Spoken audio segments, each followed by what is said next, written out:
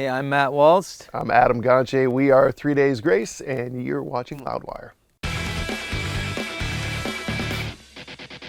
Well, we are hanging in the heart of New York City at the Q Prime Management Office with a couple of guys who have a lot to be excited about, Matt Walst and Adam Gontier of 3 Days Grace. How are you guys doing? Good. Very good. Good. Yeah. Well, listen, there's been a lot of different eras, different voices, different boundaries that the band has pushed over the years. But there's no question you're hitting a major milestone with Alienation. And so we're here a few days before it's officially out, before fans get their hands on it.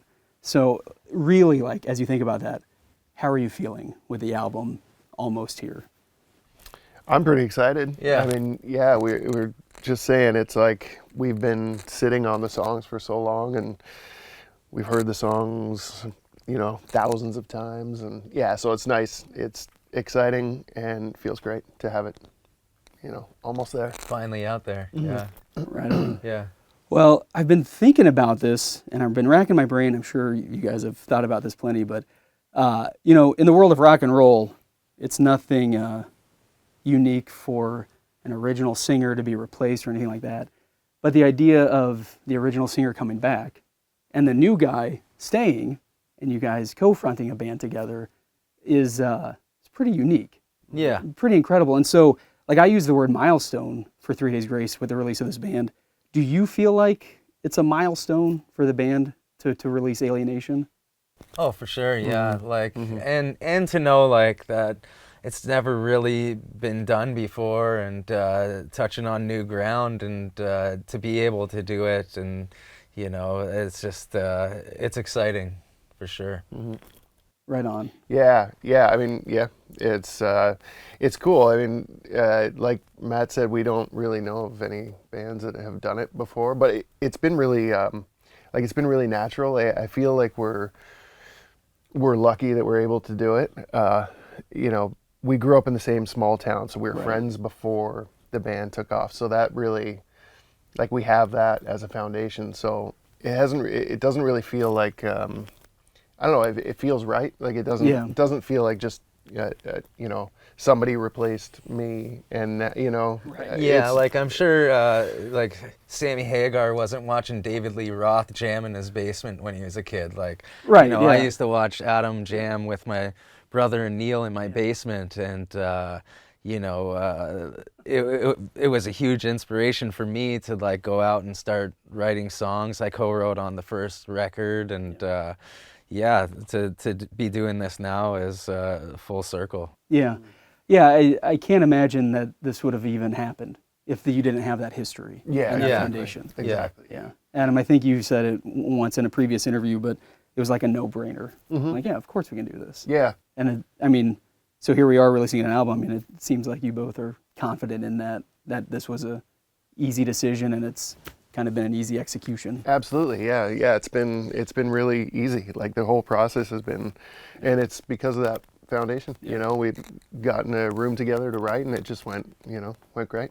Side note, wouldn't it be awesome if Sammy Hagar was watching David Lee Roth in the basement? Yeah, that would be awesome. That'd be pretty amazing, man. Mm-hmm. Well, listen, regardless of how you got here for Alienation, I think it's an incredible record. I think it's the best album in 3 Days Grace's catalog. You started recording this last year, and Adam, you said you've heard the songs thousands of times. You're ready to get it out. I mean, how quickly, once you guys sat down, started making this album, how quickly did it feel like this is coming together? It came together really quick. The process was really quick. I think we were working on the album for a year. Yeah. Roughly, of demoing ideas and stuff. But the actual process of writing and putting everything together was just a few months of doing it.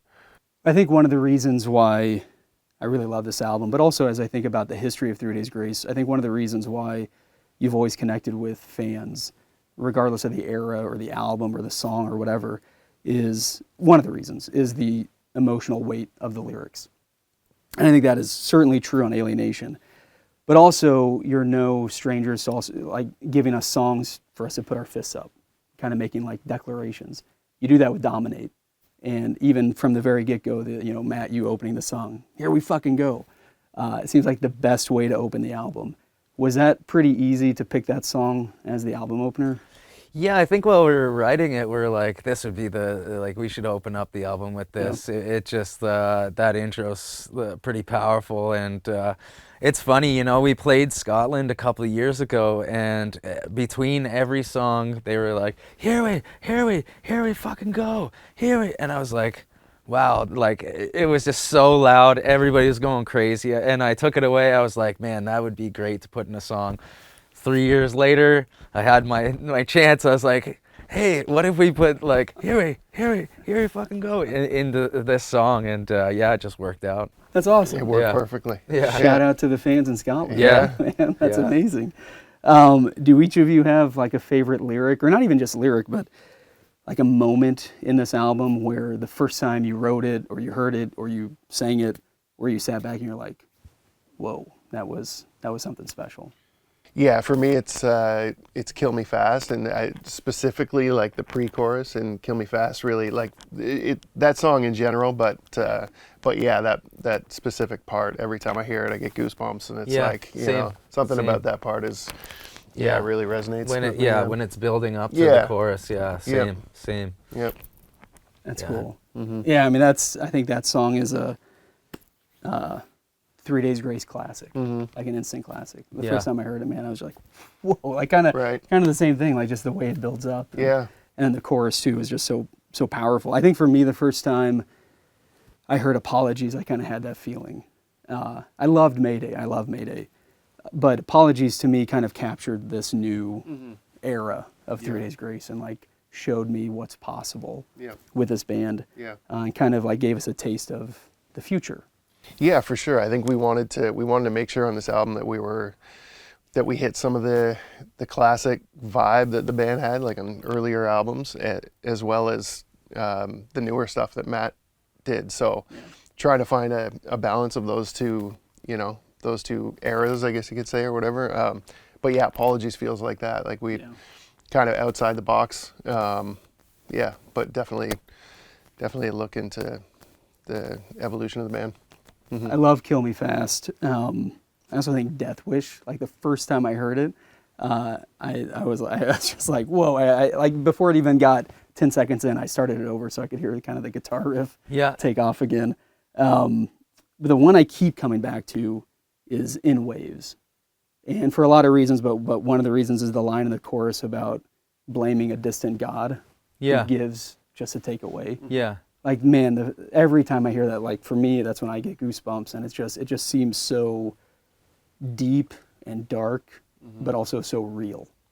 Yeah. It's very real, for sure. That song, over the last bunch of years, I had a few people in my life passed away, people that I love. So, and a few of us went through that. So that song's very, very personal. It's on that level, losing somebody and sort of not necessarily wanting to let them go, sort of hearing their voice at different times and stuff like that. So, yeah. When you guys came together for Alienation, or what would become Alienation, did you come with, I mean, I know it's impossible not to come with ideas, but did you try to come with as kind of blank as slates as possible and see what you could come up with together, or what did that look like?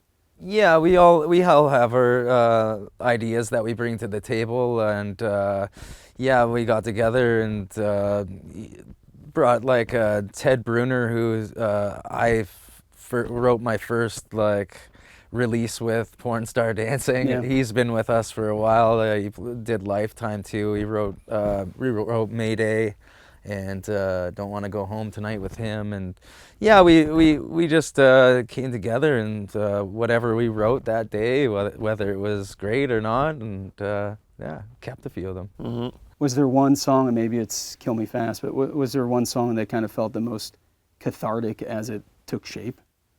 Yeah, well, I don't know if there's one. Like, there's a few that stand out, and In Waves is one of them, and Kill Me Fast is another one, and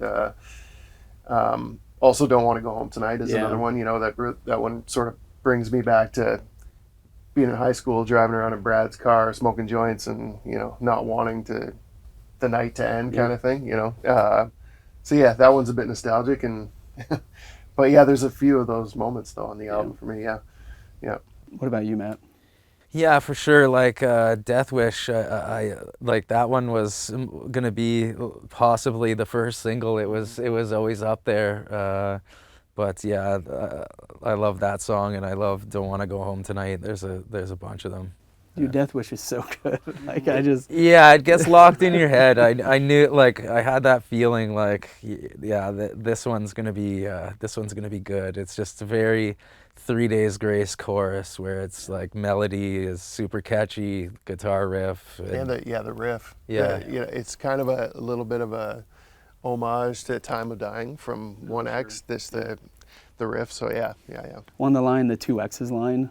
yeah, I just I thought that was Yeah. such a great line. Yeah. And can reference a bunch of different things, but it just fit perfect. yeah, Yeah.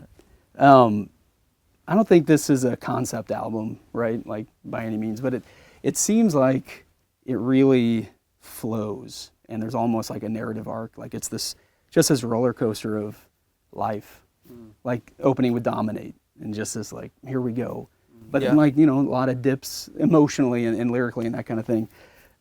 As you guys came together and as you brought all these ideas and as things took shape, did you kind of see that? Like, could you see an album forming, or was it always kind of individual songs and then you placed them to make the album? Yeah, I think it was individual songs and then placement, but yeah, we don't pre-think. Like, we just kind of write about what we want to write about for that day, and yeah, it either takes shape or it doesn't, and yeah, like we don't pre-think today we got to write a #1 hit or like anything like that, or like this kind of song. It's just kind of the way that it kind of works out. Yeah. You don't pre-think, you just do. You Just just write do. #1 hits, man. Yeah, It's and pretty amazing. you spend a lot of days like working on a song, like spend all day writing a song, and then you come back to it the next day and you're like, well, that was garbage. Yeah, yeah, That sounds yeah. like shit Yeah. or whatever. This, and Yeah. then you gotta tweak it, and then, Yeah. so it's a long process, man. But Yeah. yeah. Has that gotten easier over the decades? I mean, I say decades. I mean, you guys have been doing this a while. Yeah, I guess so. I guess it's Or you get more used to it, Better maybe? understanding of it, like Yeah. like you can't always be writing the greatest. You gotta write a crappy song to get it to a good song almost sometimes. It just yeah. and being super, open-minded and not married to ideas that that's obviously a Yeah. huge thing, because it would have been very easy to be, to just have all these ideas and then, Yeah. But yeah, no, it's good, man. Well, so I'm curious, we talked about the history that you have, this foundation that the two of you have relationally. Was there ever sort of like a friendly competition between the two of you with songs, with lyrics, with vocals or anything like that? I don't think so. No, I think it's more of a it's- team effort. Yeah, Yeah. yeah. We've never felt like, yeah. If No. anything, we're doing demos, we're sitting, writing songs, and then, who's going to lay down this vocal, and neither one of us wants to lay down the vocal, or, depending on the day, we want to. So we were doing rock, paper, scissors to see who would record a vocal. Yeah, and then so, whoever won would have the choice to either Yeah, do it or exactly. not do it. Yeah, that Yeah. was kind of how it started. Yeah. That's cool. Yeah. I love that. Mm-hmm. I think an interesting part of this album, kind of behind the scenes, is you worked with 3 different producers throughout the songs.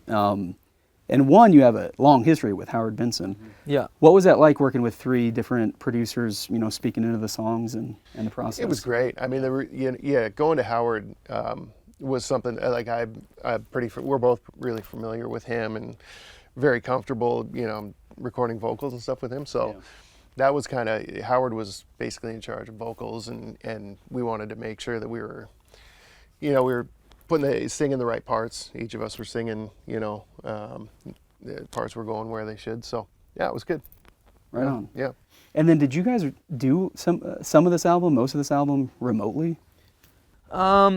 We did most of it, like writing, we did it all in the same room, but yeah, like recording drums and bass were done at a different studio, and then Adam and I did the vocals at a different studio, and then Barry did guitars at a different studio. So it's all like that. But the previous record, Explosions, we did it in pandemic time, so we couldn't even see each other. We did it all by Zoom and an app called Listen To, and that was craziness. So it was actually nice to be able to sit in a room together and write an album together instead of like, trying to talk on Zoom. Somebody else is talking and they can't even hear what the hell you're saying. It's just like, oh, this is craziness. So yeah, it was nice to get away from Zoom for a bit and do it in person. With Alienation on the horizon, obviously lots of talk about the future and everything, but also, it's an interesting blend because there's a lot of talk about the past of this band too. Do the two of you spend a lot of time looking back, thinking about the legacy of 3 Days Grace or the legacy of what you're doing? I mean, I don't really spend much time thinking about it.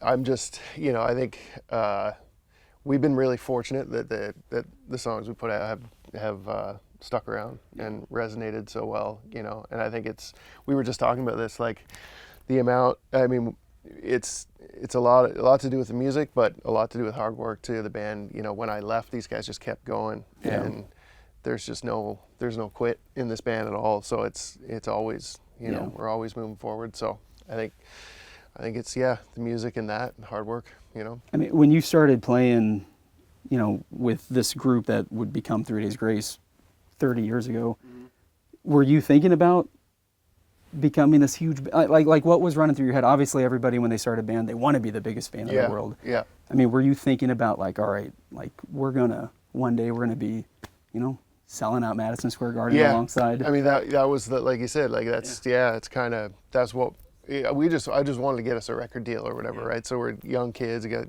crappy demos, and I remember actually we were big Our Lady Peace fans growing up.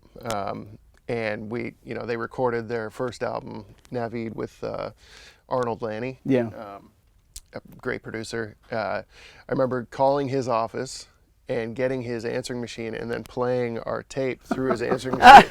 It was like the only way we could get Arnold Lanny to hear our music, right? That's funny. So that was super early on. He never called back. No. Probably just said it.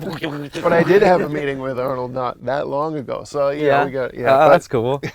But no, that was the goal. When we were 14, 15, 16, whatever, we were trying to we wanted to get a record deal and basically just go on tour and play different city every night. And I don't know if the goal was like we want to be the biggest band in the world. It was just we want to do go. this. Yeah, we just want to do it. That's amazing. Yeah. Matt, when you were watching them play in the basement, like, were you thinking like, wow, there's something here. Like these guys are. Oh yeah. Like there's something. Oh yeah. It like me and my friend Jesse Wynn were their biggest fans, and we just follow them around to every show, and first and foremost, a fan of the band. Yeah, that's amazing. Well, as we talk about 3 Days Grace's legacy, this is a bit of a pivot, but one guy in particular who I've been thinking a lot about this year and his legacy, and it's no surprise, is Ozzy. And both of you shared really sweet things on social media the day that he passed away. And I know he's important, and I know Sabbath and just everything that they represent are important to you individually, important to the band. But can you kind of talk about what went through your head when you got that news that Ozzy had passed? Yeah, it's crazy that he just put on a concert like 3 weeks before. I guess that's what he wanted to do. Is finally put on a concert because he wanted to the whole time from like 2019.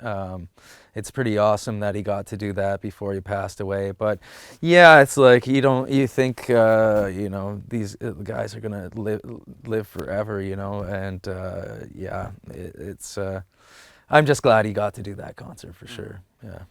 Yeah, I was shocked. It was like a gut punch. And not that I listened to him every day or that sort of. It was just, what can you say? There's just, I think everybody felt like he was their I don't know, their dad or their grandpa or something like that, you know, and then on top of that, what he did for music in general. So, yeah, it was a tough one. Like, you know, I don't usually get really kind of bummed out or all that much when, you know, a lot of, you know, on social media people pass away and stuff, but that one was a tough one for sure. Yeah. Yeah, I had the same feeling, man. Like, yeah, like I see rock stars or people I love leave this planet and it sucks and you deal with it. But yeah, there's something about him that just absolutely, he's just unlike anybody else. Yeah. Yeah, it's just it's interesting as like I think about 3 Days Grace, and you guys have been doing this for a while, and you go to those early albums. I mean, the first album's 22 years old, and 1X is going to be 20 next year, and then every year, these milestones are going to keep coming. Yeah. And so as you celebrate the legacy of a guy like Ozzy or Sabbath and all that they've done, it's really fascinating to also be like, man, we're in the middle of a legacy like 3 Days Grace and this huge catalog, but also this new album like Alienation.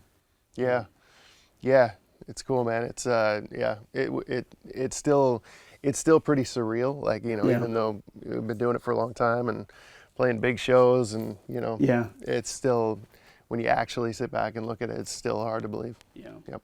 So beyond Alienation, beyond these tours you've got coming up before the end of this year, the tours you've already done this year, the shows you've played, I'm not asking you like, well, when's the next album? But take a step back and like, what's the next thing that you want to do with 3 Days Grace?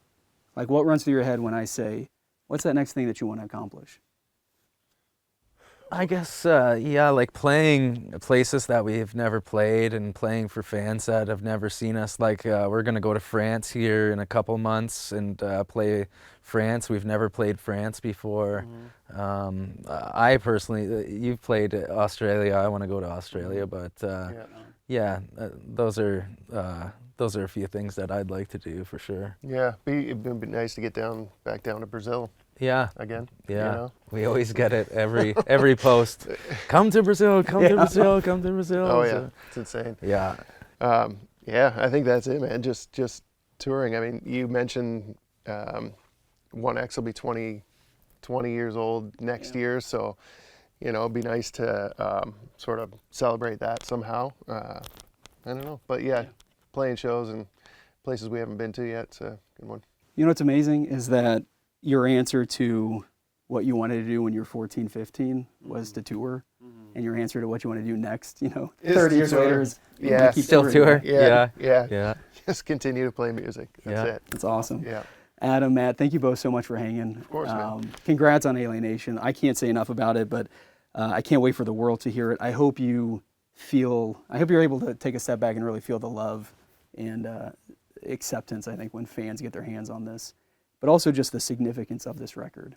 I know you've sat with it for a while. You've heard these songs so many times, but I really hope that at some point you get it and you're able to sort of feel that significance. Yeah, thanks, man. Yeah. But thanks for hanging, and hopefully we can do this again soon. You're welcome on Loudwire anytime. So. Awesome. Thank you. Thank you, man. Really appreciate it.